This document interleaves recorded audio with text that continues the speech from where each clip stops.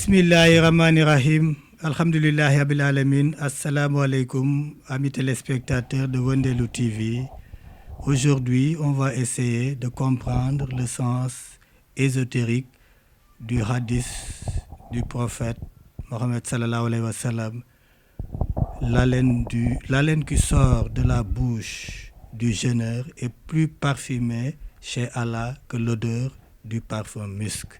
Cher Abdallah Fahmi, après votre salutation, comment vous nous expliquez le sens spirituel de ce hadith du prophète Mohammed sallallahu alayhi wa sallam?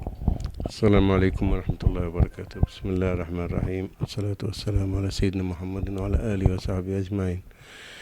Oui, c'est un très beau hadith où le prophète Mohammed sallallahu alayhi wa sallam, il dit la khaloufun famis sa'im indallah atyabu min rih al-misk, qu'il est béni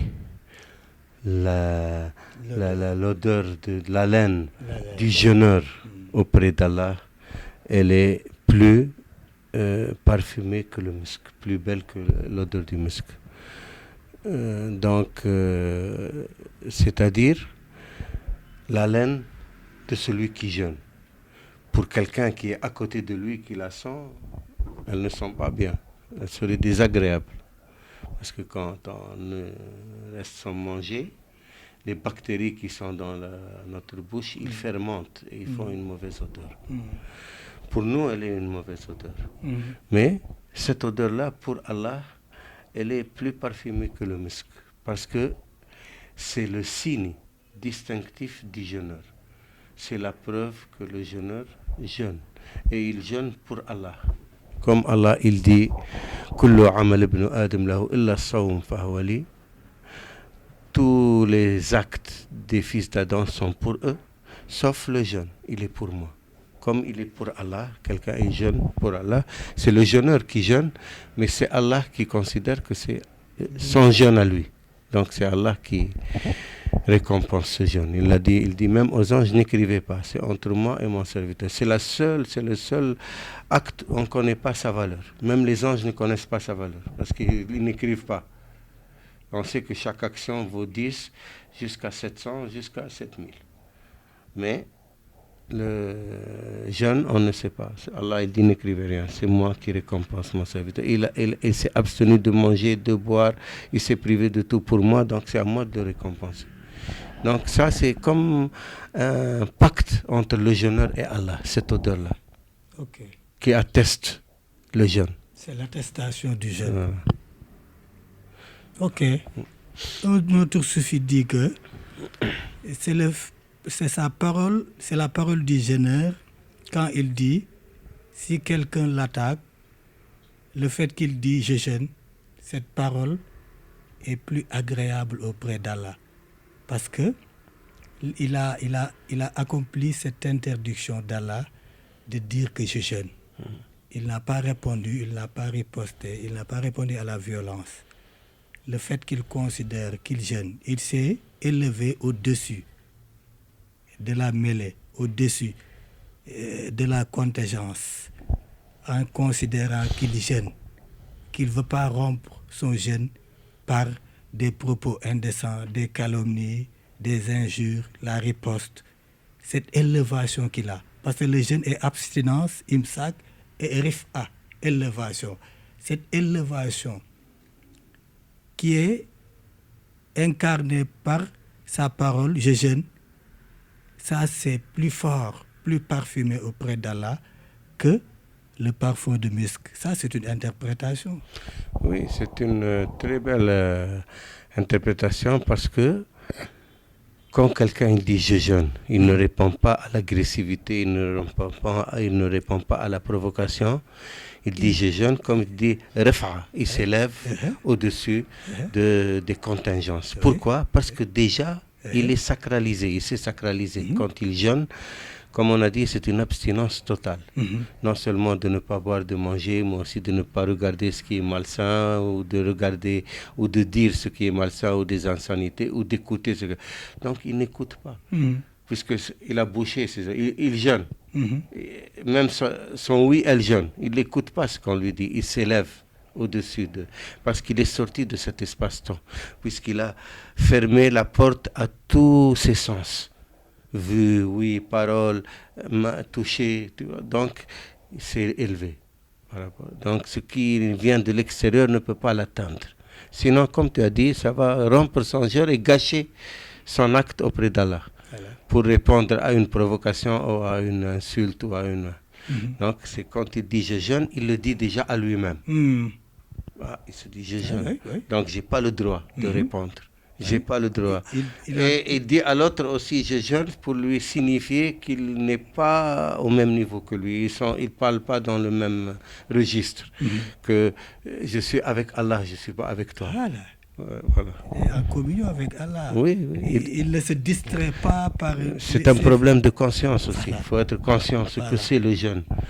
C'est un moment privilégié. Allah nous donne un mois dans l'année. Sur 12 mois, un mois dans l'année où nous nous consacrons à lui par cette abstinence. Comme ce n'est pas un acte qu'on fait, mais des actes dont on s'abstient. On s'abstient de manger. C'est une abstinence. Il y a une belle parole d'un soufi qui dit que le jeûne n'est pas un acte, mais l'abandon d'un acte. Voilà, on a abandonné tous les actes, sauf la prière et nos devoirs. C'est pour ça qu'ils disent que c'est le samad. Ils sont indépendants de la nourriture et de tout. Hein? Ouais, c'est dans cet état qu'il devrait être un miroir pour la samadhi. Samad, ça veut dire celui qui ne boit pas, ne mange pas. On peut le comprendre comme il devient une théophanie de la samadhi. Ouais. Et c'est en ce moment qu'il rencontre son Seigneur. C'est le moment le plus propice, le mois de Ramadan. Et c'est pour ça d'ailleurs il y a Laylatul Qadr dans Ramadan. Elle est dans Ramadan, les 10 derniers jours. C'est pour ça même les 10 derniers jours, le prophète Mohammed sallam décuplait ce qu'il faisait. Il le fait plus encore, plus d'efforts pendant les 10 derniers jours. Généralement, on fait l'I'tikaf. L'I'tikaf, c'est de rester à la mosquée, de ne pas s'occuper des affaires mondaines, de s'occuper que d'adorer son Seigneur. Donc, c'est parce que c'est là où Laylatul Qadr, les 10 derniers jours. C'est quoi Laylatul Qadr? Quel est le secret de Laylatul Qadr? Quel est le sens? Allah, il dit dans le Coran, elle est mieux que 1000 mois. Khayrun min alfi shahr. Elle est mieux que 1000 mois. 1000 mois, c'est 82 ans. C'est une vie humaine, toute une vie humaine. La moyenne d'âge partout, c'est 82 ans. C'est déjà un top. Hein? Donc, d'une vie humaine, toute une vie. Cette nuit-là, elle vaut mieux que toute une vie sur Terre. Et c'est là où les portes des grâces sont ouvertes, où tout ce que tu demandes à Allah, il te l'accorde ce jour-là. Si tu as la chance de tomber sur Laylatul Qadr et de demander à Allah, tu fais les doigts que tu veux, Allah les accepte. On dit que personne ne le sait.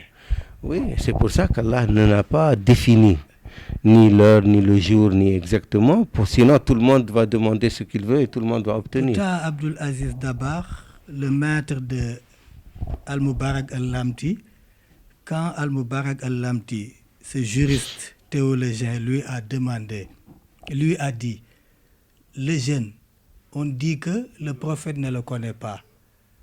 Abdul Aziz Dabar, c'est le soufi, il est très marocain, le tagné. C'était le khutb de ça. Il lui a répondu, le prophète le connaît. Il est sorti, voulu le dire aux disciples, et il a trouvé 2 personnes qui se bagarraient et il l'a oublié. Il n'a pas oublié les lettres, mais il a oublié de dire ça aux Sahaba. Tu as compris? J'ai compris. Il lui rajoute que même certains talibés du prophète Mohammed connaissent les lettres. Certains awliya disent qu'ils n'ont jamais raté les lettres. A fortiori le prophète. Aboul Hassan Chazeli, quand on lui dit les anges descendent le jour de Laylatul Qadr, il répond, il y a un jour que les anges ne descendent pas. Donc pour eux, est-ce que c'est pas une façon de dire que... Oui, les anges descendent chaque jour à la prière du Subah. Ils sont là et ils rentrent le Asr et d'autres qui descendent vers le Maghreb pour rentrer le Fajr. Tous les jours. On a avec nous Raqib, Atid, Hafid. Ça c'est...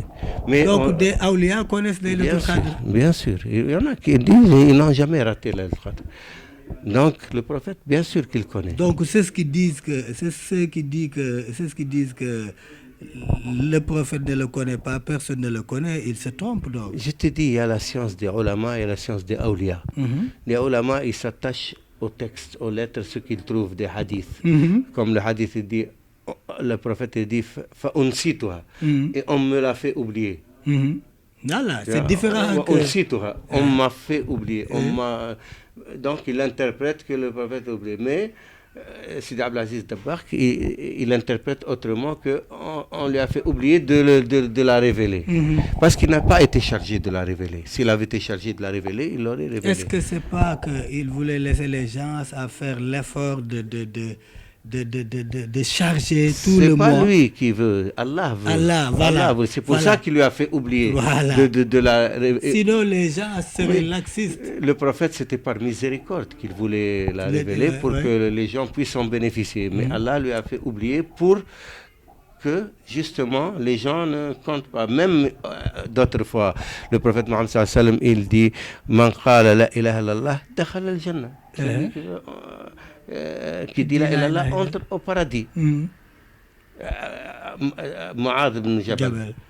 Il a dit à Abu Dharr al-Ghafar, il a dit à Abu Huraira, il a dit beaucoup de fois. Même quand il a dit à Abu Zar, lui a répondu, même s'il vole et s'il fornique, il lui dit il va entrer 3 au fois, paradis. il lui répète. Il lui dit malgré toi. Et Mu'adh ibn Jabal, il lui a dit, je peux annoncer ça aux gens.